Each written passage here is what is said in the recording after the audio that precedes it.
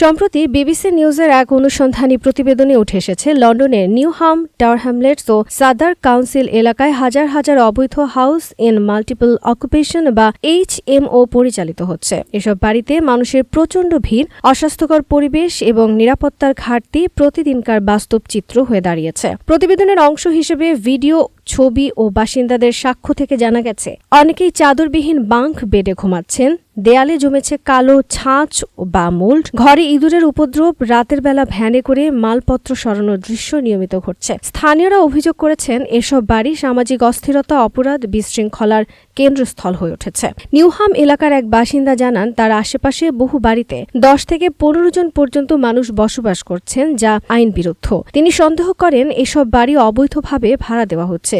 British নিয়ম অনুযায়ী যদি একটি বাড়িতে একাধিক পরিবার বা 3 জন বা তার চেয়ে বেশি ব্যক্তি একত্রে থাকেন এবং তারা একটি কিচেন বা বাথরুম শেয়ার করেন, তবে সেটিকে হাউস ইন মাল্টিপল অকুপেশন বা HMO হিসেবে বিবেচনা করা হয়।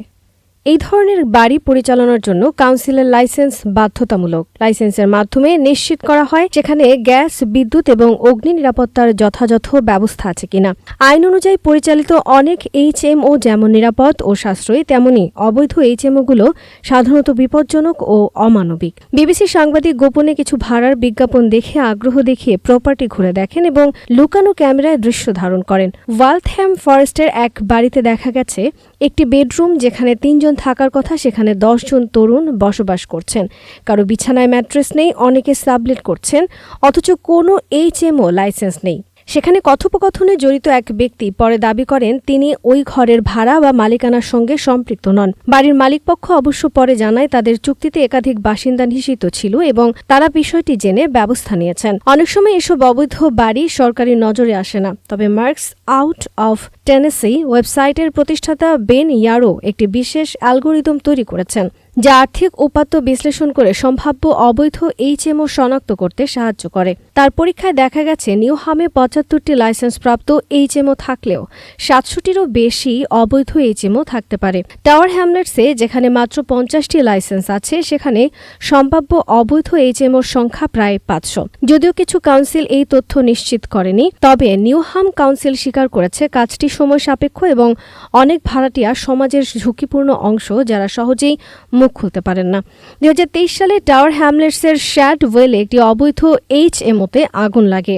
সেদিন মাত্র 2টি কক্ষের একটি ফ্ল্যাটে 18 জন থাকছিলেন। আগুনের সূত্রপাত ঘটে একটি বাইকের ত্রুটিপূর্ণ ব্যাটারি থেকে। নাজমুস সাদাত নামের এক ব্যক্তি অল্পের জন্য প্রাণে বেঁচে যান, কিন্তু মিজানুর রহমান নামের 41 বছর বয়সী একজন গুরুতর আহত হয়ে পরে মারা যান। মাত্র কয়েকদিন আগে তিনি সেখানে উঠেছিলেন। তিনি স্ত্রী ও 2টি শিশু সন্তান রেখে গিয়েছিলেন বাংলাদেশে।